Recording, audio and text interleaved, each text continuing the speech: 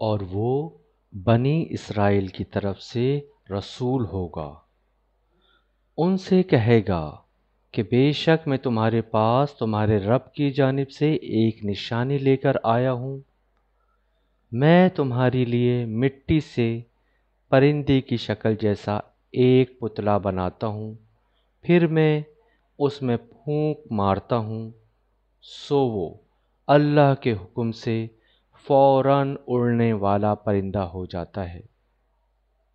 اور میں مادر زاد، اندھے اور سفید داغ والے کو شفا یاب کرتا ہوں، اور میں اللہ کے حکم سے مردے کو زندہ کر دیتا ہوں، اور جو کچھ تم کھا کر آئے ہو اور جو کچھ تم اپنے گھروں میں جمع کرتے ہو میں تمہیں وہ سب کچھ بتا دیتا ہوں۔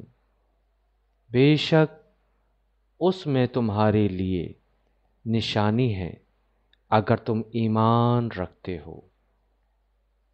اور میں اپنے سے پہلے اتری ہوئی کتاب تورات کی تصدیق کرنے والا ہوں، اور یہ اس لیے کہ تمہاری خاطر بعض ایسی چیزیں حلال کر دوں جو تم پر حرام کر دی گئی تھیں، اور تمہارے پاس تمہارے رب کی طرف سے نشانی لے کر آیا ہوں، سو اللہ سے ڈرو اور میری اطاعت اختیار کر لو۔ بے شک اللہ میرا رب ہے اور تمہارا بھی وہی رب ہے، پس اسی کی عبادت کرو، یہی سیدھا راستہ ہے۔ پھر جب عیسیٰ علیہ السلام نے ان کا کفر محسوس کیا تو اس نے کہا، اللہ کی طرف کون لوگ میرے مددگار ہیں؟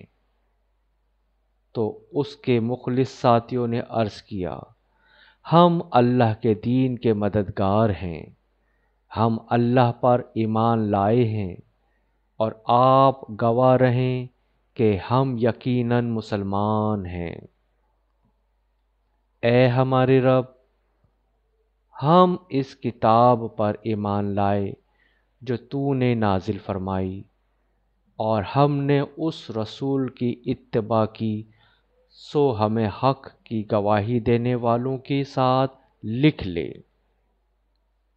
پھر یہودی کافروں نے عیسیٰ علیہ السلام کے قتل کے لیے خفیہ سازش کی، اور اللہ نے عیسیٰ علیہ السلام کو بچانے کے لیے مخفی تدبیر فرمائی، اور اللہ سب سے بہتر مخفی تدبیر فرمانے والا ہے۔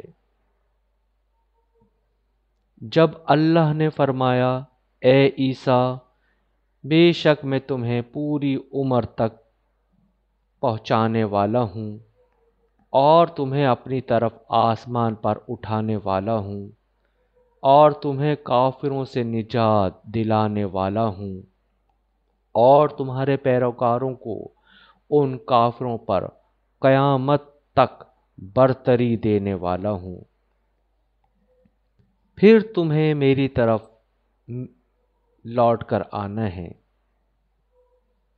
سو جن باتوں میں تم جھگڑتے تھے تو میں تمہارے درمیان ان کا فیصلہ کر دوں گا۔ پھر جب لوگ کافر ہوئے انہیں دنیا اور آخرت دونوں میں سخت عذاب دوں گا، اور ان کا کوئی مددگار نہ ہوگا۔ اور جو لوگ ایمان لائے اور انہوں نے نیک عمل کیے تو اللہ انہیں ان کا بھرپور اجر دے گا، اور اللہ ظالموں کو پسند نہیں کرتا۔ یہ جو ہم آپ کو پڑھ کر سناتے ہیں یہ نشانیاں ہیں اور حکمت والی نصیحت ہے۔ بے شک عیسیٰ علیہ السلام کی مثال اللہ کے نزدیک آدم علیہ السلام کی سی ہے، جسے اس نے مٹی سے بنایا، پھر اسے فرمایا ہو جا، وہ ہو گیا۔ امت کی تنبیہ کے لیے فرمایا یہ تمہارے رب کی طرف سے حق ہے، پس شک کرنے والوں میں سے نہ ہو جانا۔ پس آپ کے پاس علم آ جانے کے بعد جو شخص عیسیٰ علیہ السلام کے معاملے میں آپ سے جھگڑا کرے تو آپ فرما دیں کہ آ جاؤ، ہم مل کر اپنے بیٹوں کو اور تمہارے بیٹوں کو اور اپنی عورتوں کو اور تمہاری عورتوں کو اور اپنے آپ کو بھی اور تمہیں بھی ایک جگہ پر بلا لیتے ہیں، پھر ہم مباہلہ یعنی گڑ گڑا کر دعا کرتے ہیں اور جھوٹوں پر اللہ کی لعنت بھیجتے ہیں۔ بے شک یہی سچا بیان ہے اور کوئی بھی اللہ کے سوا لائق عبادت نہیں، اور بے شک اللہ ہی تو بڑا غالب حکمت والا ہے۔ پھر اگر وہ لوگ روگردانی کریں تو یقیناً اللہ فساد کرنے والوں کو خوب جانتا ہے۔ آپ فرما دیں اے اہل کتاب، تم اس بات کی طرف آ جاؤ جو ہمارے اور تمہارے درمیان یکساں ہے، وہ یہ کہ ہم اللہ کے سوا کسی کی عبادت نہیں کریں گے اور ہم اس کے ساتھ کسی کو شریک نہیں ٹھہرائیں گے، اور ہم میں سے کوئی ایک دوسرے کو اللہ کے سوا رب نہیں بنائے گا۔ پھر اگر وہ روگردانی کریں تو کہہ دو کہ گواہ ہو جاؤ کہ ہم تو اللہ کے تابع فرمان مسلمان ہیں۔ اے اہل کتاب، تم ابراہیم علیہ السلام کے بارے میں کیوں جھگڑتے ہو؟ یعنی انہیں یہودی یا نصرانی کیوں ٹھہراتے ہو، حالانکہ تورات اور انجیل جن پر تمہارے دونوں مذہبوں کی بنیاد ہے تو نازل ہی ان کے بعد کی گئی تھیں۔ کیا تم اتنی بھی عقل نہیں رکھتے؟